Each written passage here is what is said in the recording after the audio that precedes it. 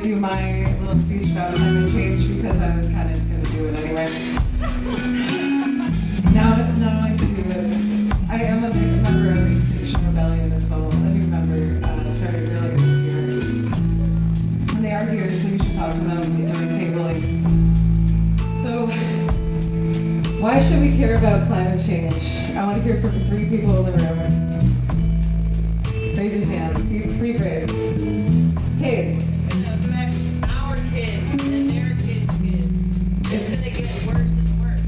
It's going to affect our kids and their kids, and it's going to get worse and worse. That's actually exactly what I was saying. Thank you. Anyone else? Linnea, what do you think? It's going to help you get better. Absolutely, absolutely. One more. All right, there it is.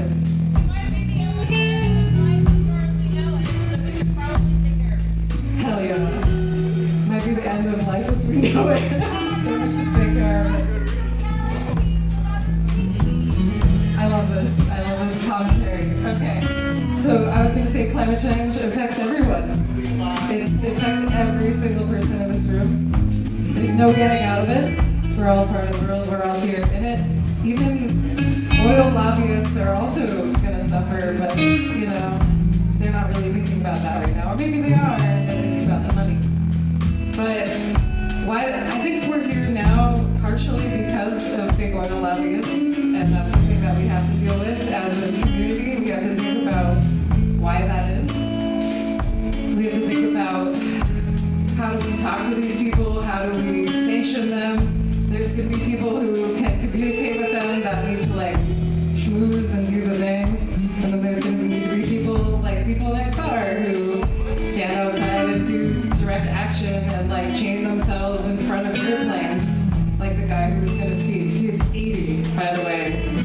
Really awesome guy. I hope you guys get to see him again. But he literally got arrested because he was like blocking an airplane in Hanscom Airport for fossil fuel protest. So there's direct action like that, but there's also direct action like talking to people directly. And it's funny to think about how in the 1990s Republicans were sort of actually kind of okay with climate change, and then they totally changed their platform due to lobbying. So maybe there's negotiation there, but it's also something to look at. Like you guys were there for this, now we're not. And 89% of emissions come from fossil fuel, which is pretty crazy actually to think about. So that's something that we really need to focus on.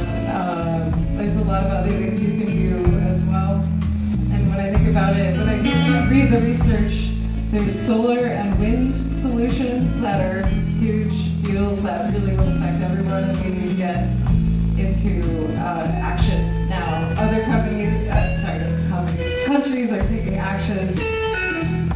We are taking some action, and some of it is getting dismantled, as we know. And that's part of why we're here, thinking about how do we get back on track. How do we get back on track as soon as fucking possible, in my opinion. And other solutions include planting trees. I'll talk about more later, but I'm a big fan of tree planting. And reforestation is one of the best ways that we can create carbon sinks. So if you feel like you can't do anything, you can at least plant a tree. That's something you could do. So why did I get into climate change? I don't know. Some of you guys in this room are into climate change. Maybe you got into it for other reasons, but for me, I'm super into mindfulness and meditation, and this is actually a funny pipeline to get into climate change. I'm really, as the people who know me well know that I'm obsessed with Thich Nhat Hanh, who is a Buddhist monk who speaks a lot about sitting with yourself, sitting with your emotions. I just want to make sure you guys can still hear me over the music. Okay, cool. Good one. All right. Yeah. So it was funny because in a way, mindfulness and meditation books actually radicalized me into the climate change field because I was reading this book, The World We Have. It's a very similar title, and it's by Thich Nhat Hanh, and it's all about like we're treating the earth in this unsustainable way. Like if you really pay attention to what's going on, we're not actually engaging with the world in a So whether or not it's throwing your plastic away mindlessly or just even the way that you go and conserve your own energy, literally.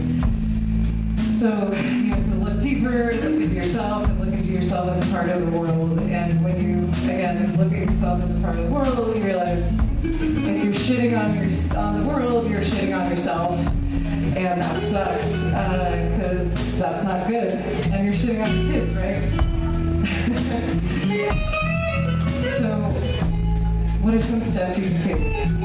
Composting is an option. I'm a big fan of Willie for Somerville's platform because he's into bringing Somerville composting, like a citywide program that would be free, so it just like encourages people to use it. Because we should make this as easy as possible. We should make it as easy as possible, brainless, really, to be sustainable.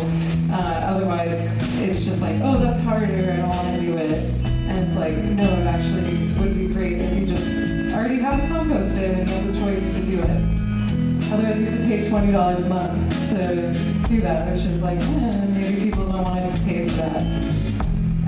You can join groups like XR, you can join Arbor Day, you can join the Sierra Club. Sierra Club is more focused on legislation. And you can do seed bombing, you can do recycling, you can even just like focus on trash. Like think about what kind of trash am I creating every day. It might drive you nuts. It drove me nuts at one point, and then I was like kind of trying to figure that out. But take it easy and also figure it out at the same time is my recommendation. If you want some hope, because I'm not here to like throw bad statistics at you, because we already know. There's a thing called the Exponential Roadmap. You should look it up, write it down, whatever.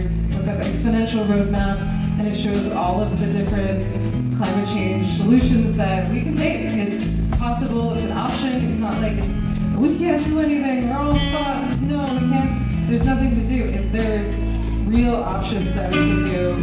And some of the things that they suggested are things that I mentioned, including plant-based diets, reforestation, electric vehicles, et cetera, et cetera. All right. Was that 5 minutes? So the last thing I'm going to say is just thinking about all of that.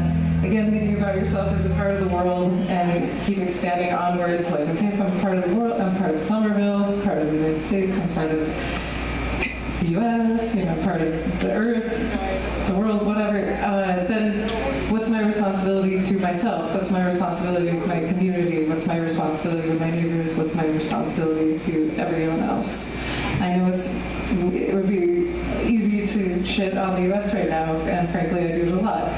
But I also am a part of the US, and so are all of us. So we have to figure out how to deal with that.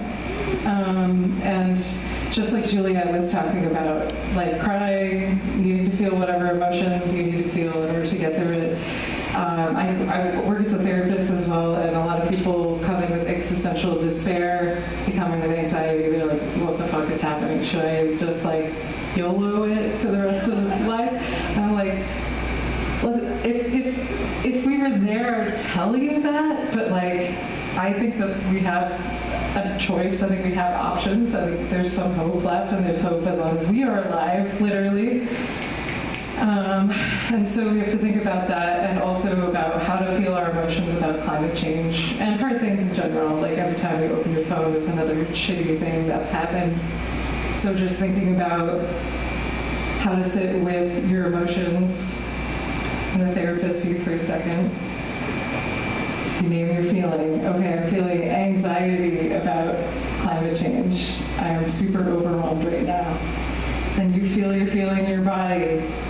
Literally sitting down, or you stand. You don't have to like sit, literally. You can be walking, right? But just feeling the feeling. Okay, I'm feeling like my chest is tightening because I'm feeling anxiety about climate change. That's okay, that's where I'm at.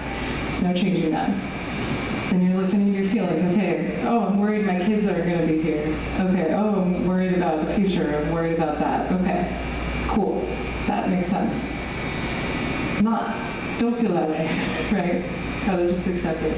Riding the wave. Maybe you're gonna cry. Maybe you're not gonna cry. I don't know. You don't have to cry every day, right? Maybe you're just gonna feel a little shitty, and then it's gonna pass, right? And maybe you're gonna cry every day. I don't know. That's okay. We're here for it. But just riding the wave, expressing your feelings to somebody you care about. Cedric knows that I do that a lot. He also tells me his feelings. Yay. It's hard to get your feelings past a therapist. She won't. It's a laser. Putting it in a journal, dancing it out. I mean, it sounds dumb sometimes, right? People are like, that's dumb. I'm not going to dance with my feelings. But you could literally do that. You could literally be like, ugh. Right? Like that. What is that? What is that feeling? What is that feeling? It's an important feeling. And I get some of it out during singing, so thank you for being there